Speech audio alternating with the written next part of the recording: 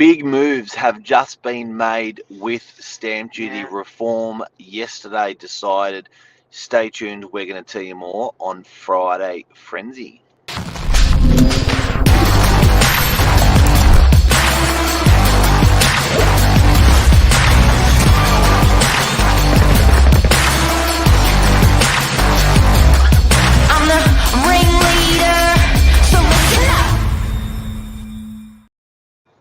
It's a big day. Yeah, big news. Wow, wow, wow. So this is for first home buyers. They get the option to opt in and pay an annual cost of about $400 a year. And 400 initially, and then it's 0.3%. Yep. No, 0.3. I've got it here. 0.3% of the property's land value, not the property's value, guys. Value of general assessment. Yeah, so that's significant. So let's just say that again, Mark. Yep. First home buyers. Yep. You guys get the option now from January 16, I think it is. We'll put a little article in here as well. So it starts January 16, but if you've purchased from this weekend, yes, correct, you can get it. You can get it back.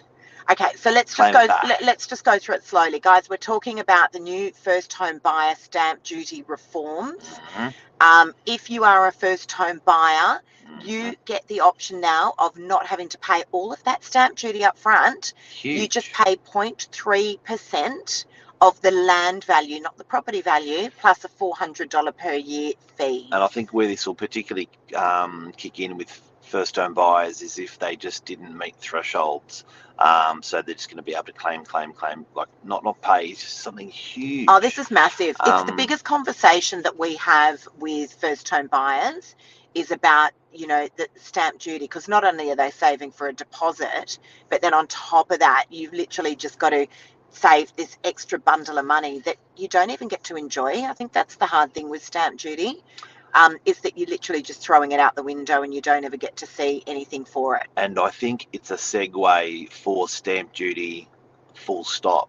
There's been talks the last 5, 7, 10 years about abolishing stamp duty for everyone. Yeah, well, I think this is a trial, I think this is a segue now to say, okay, let's see how this goes with first home buyers.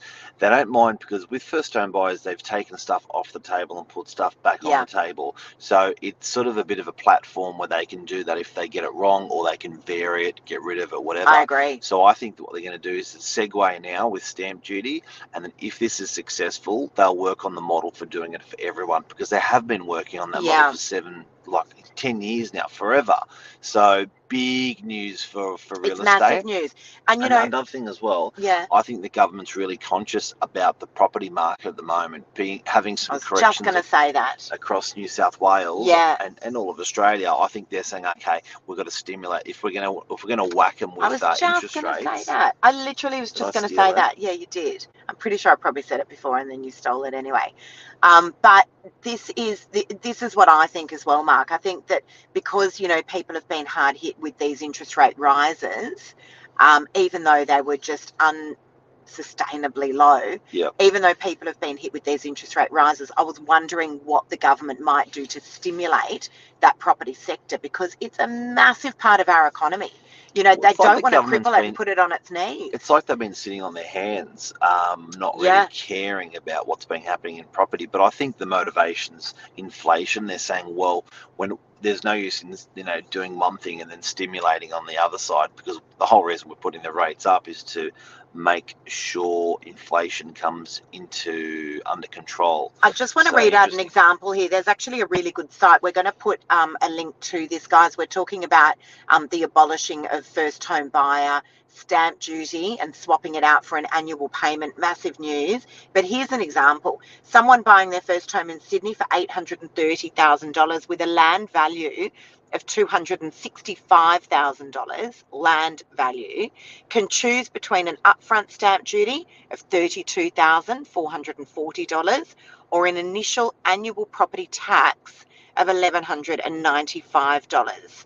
A person purchasing a different Sydney house for $1.35 million with a land tax value of $810,000 can pay $59,000 in stamp duty, thereabouts, or an initial annual property tax of $2,830.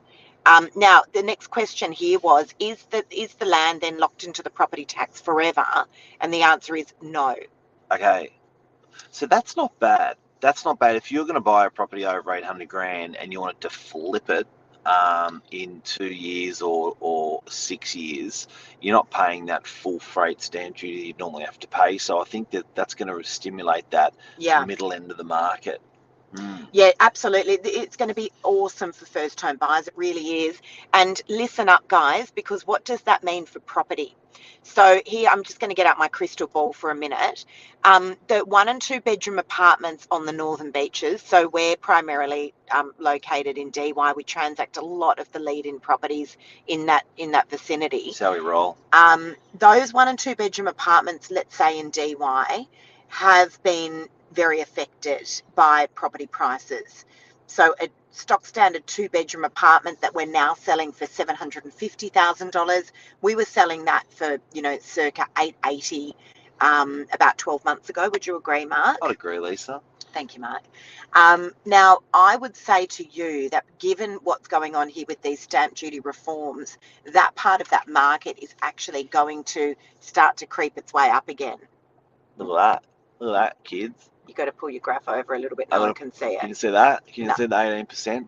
Oh, thank you, Lisa. There you go. 18.3% down in 12 months for DY. Yeah. So now, almost 20% in a year. Here's the thing. So I've got a couple of little 2-bedders on the market at the moment. Bargains. And they're guiding $695,000. What's wrong with them? Absolutely nothing. These vendors just need out. Now, I'm telling you guys, my crystal ball tells me that because of this new stamp duty reform, that these little 1 and 2 better apartments are going to start to make their way up. That's what I reckon is going to happen.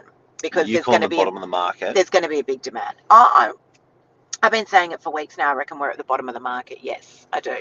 That's it. I think we've hit it. And also all that bullshit that we talk about that we see, Luke's saying it as well. Get ready, Novak's units will be hot. I agree. I couldn't agree more, Luke. Guys, listen, if you're a first home buyer, get in and buy these properties now. I was just talking. You just went straight over. Girls do that. All right. Go, Mike, you can talk. No, I forgot what I was going to say now.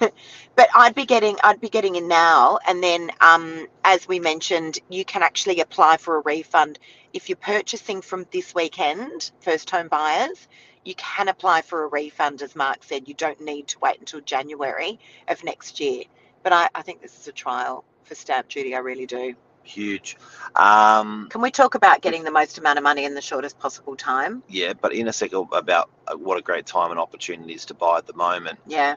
I was talking to a client yesterday. He was asking about what the market's going to do, what I reckon about the market. One of my favourite clients, and I said to him, "Who cares?" He goes, "What do you mean?" I said, "We're not going to change it." I said, "It's been a good property market the last 10 years, the last 100 years. It's going to be a good property market the next 100 years. So I said, I don't have the brain space to keep micromanaging what the market's been doing in the last couple of months, the last couple of weeks, last year, next year. Like, at the end of the day, I said, it's a rolling 10-year average." Yeah. And so what do you mean about that? I said, every 10 years, she doubles. I said, that's all I care about. That. And I said, if you look at the rolling average of your suburbs around you, whether you're DY, Manly, Chatswood, Parramatta, wherever you are, the rolling 10-year average is double over 10 years. If everyone started to have that acceptance that the property market is a long-term view, less heart attacks in property. Not only that, but so much happens over that period of time, Mark.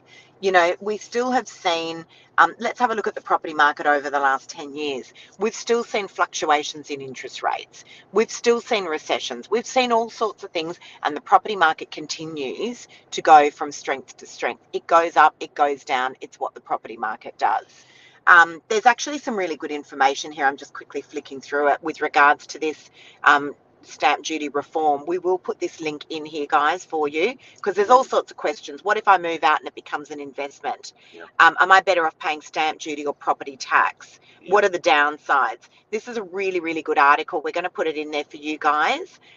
It's actually just a National 9 News article, and I'll grab that because I think it explains it really well. Sometimes these things can be a bit technical, and you're reading it and you're like, wait, what? What else are you going to say for this week, Lacey Lulu? How to get the most amount of money in the shortest possible time for your property. It's obviously that, you know, it's a great conversation to have with vendors. It's what vendors want.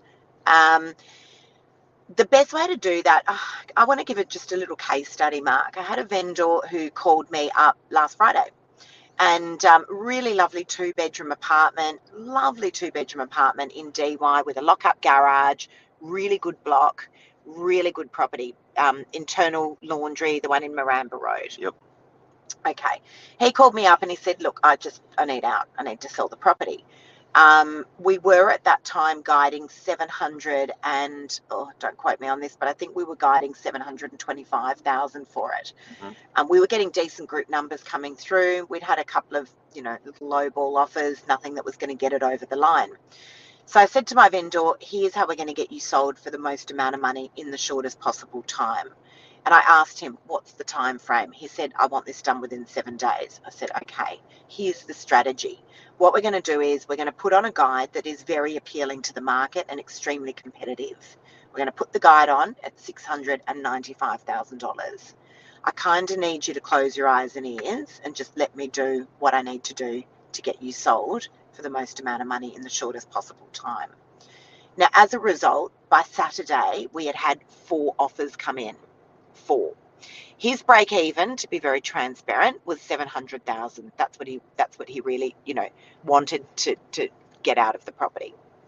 We ended up with a 680,000, a 690,000, a 706,100, and a $715,000 offer. By Saturday afternoon, we were exchanged on a cooling off period. How much? 715,000. 4-week settlement.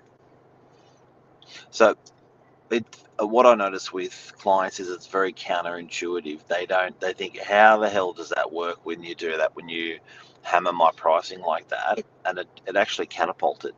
It catapulted, but that's not the first time that we've done something like this to create that competitiveness in the marketplace. The buyers organically will stand on each other's heads. We ended up calling it best and fairest, so it was best and, you know, it was the best and the fairest approach for everybody. And the vendor saw that strategy paid off for him, and he ended up with an extra $15,000 in his pocket than what he initially envisaged he was going to get. So here's my advice. It's a game of chess out there at the moment. It's a game of strategy.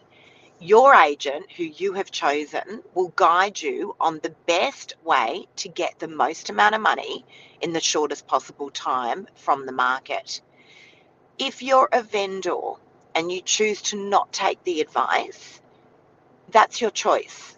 That's your choice. But a great agent will guide you as to the best approach, as I said, of how to get the most amount of money out of the market in the shortest possible time. Properties that are sitting with the longest days on the market or long days on market, guys, it doesn't necessarily mean something is wrong with the property. There's a couple of moving pieces. There's the market, there's the strategy, there's the agent, right? And then there's the vendor. Vendor expectations. There's a whole lot of stuff that goes on in the background. I've got some vendors that say, no, you're not going to guide that. I'm okay, well, look, we're going to be sitting around for a while. We might be waiting for a unicorn to fly through the door. And then eventually, when it didn't go the way that they needed it to, they'll come back and say, okay, what's your approach? And I've had that happen with a few vendors this week. So that's my advice, guys. Listen to the guidance of your agent. I'm always happy to help. I had a listing, unfortunately, I lost it a couple of weeks ago. These guys went with an agent. They realized that they'd made a mistake. They reached out to me and I ended up helping them to get sold. And I'm here to help. We are always here to help. Through another agent. I ended up getting the property sold through another agent. Friday frenzy. What else happened this week in real estate? Okay, what are we saying? So we have an extraordinary amount of stock on the market at the moment. I don't think that that's normal across the board, but right now we've got a lot of listing. God, we've got some beautiful stock. I want to talk about Manly. Clients are reluctant to hit the market at the moment, so there's people that are on the market from previously. Yeah. We're butting onto Christmas, and they're saying, and interest rates just went up, and they may go up again. So I think the attitude of a lot of people is, you know what, we're just not going to do anything. We're just going to wait and see. That seems to be a wait and see market, but great time to buy. Finance. This is the best time I have seen to buy. Yeah, it is. I agree. When I consider interest rates, yep, property prices, and I love the property market long term. This is the best time I've seen it. So the prices at the moment are unbelievable. Yeah, I agree. Really and guys, first home buyers, seriously take advantage of that stamp duty reform. That is phenomenal. Because right now you got the bottom of the barrel prices. Yep. I don't think it's going to stay like that. I really don't. I think Luke's right. Those 1 and 2 bedders, as I mentioned, I reckon they're going to be hot commodity. So just watch that, guys. I think now's a great time to be doing that and then apply for your refund on that stamp duty. Manly. Yes. How's that waterfront listing? Listed it, yeah. What a beautiful property, my God. Jeez, it looks good. Those photos look this is a wonderful property, guys. 7 Bruce Avenue in Manly. Yep. It is a harbour front. I've never seen, you see waterfronts and sometimes you're sitting up in your elevator and you've got to walk down to get down to your waterfront. It's a deep water frontage, or you literally can't access the water because you're still sitting quite high above it. This actually just dangles over the water. What a property. What a property. It's just going a little bit blurry there, I think. 7 Bruce Avenue in Manly, guys. We've got it open tomorrow, 9 a.m. to 9:30 a.m. We've got a guide of $13 million. If you consider that we just sold 2 Riddell Street in Manly, which was over the beachfront, that was 400 square metres. That was an original 1970s house. How big is this block? And that achieved 21.5. This is a 430 metre square block. So it's larger. Yes, it's an original home, but it's very livable. And it is right on that harbour's edge, right next door to Little Manly Beach. And it's got its own boat slip. There's only half a dozen in Manly that would have that. Yeah. Bloody incredible. It's unbelievable. And parking, and it's freehold. It's not leasehold. So really incredible property. It's literally just launched. So if you want to come down and have a look at it, or anyone that might be interested, I still feel like because I'm born and raised eastern suburbs of Sydney. I always look at these Manly waterfront properties and just think, God, they're still so underpriced. Yeah, compared to other parts of Sydney. And look, I think that was Point Piper or Vaucluse or anywhere, like, you're talking about a $40 million plus property. Look, and you're part of Sydney Harbour life, which is a beautiful life. And you can bail across to a ferry into the city, into our harbour. It's pretty cool. Manly Beach couldn't do that. You know what I mean? You couldn't. If you're a boatie, you couldn't really do that in Manly Beach. So this is pretty spectacular. But you can actually get in your canoe from your boathouse at this Manly waterfront property, and you can just canoe over to the beach, which is Little Manly Beach is the most beautiful. But you would swear you're in the Whitsundays. And then there's that Ripples Cafe there. So imagine canoeing over in the morning, grabbing your coffee. I love Ripples, yeah. It's unreal. It's so good. What else we're going to talk about? Friday Frenzy. So markets, all-time Christmas. low. Get into Chrissy, stamp duty, massive news on stamp duty this morning. Yeah. We're butting on Christmas. Your birthday. Just in case Mark has forgotten, it's next week, Mark, just so you don't forget. It's coming. Happy birthday, Lise. Thanks, because by the time we get to next Friday, I'll be a year older. That year has flown so quickly. I had a big birthday last year, and I tell you what, those years do go faster as you get older.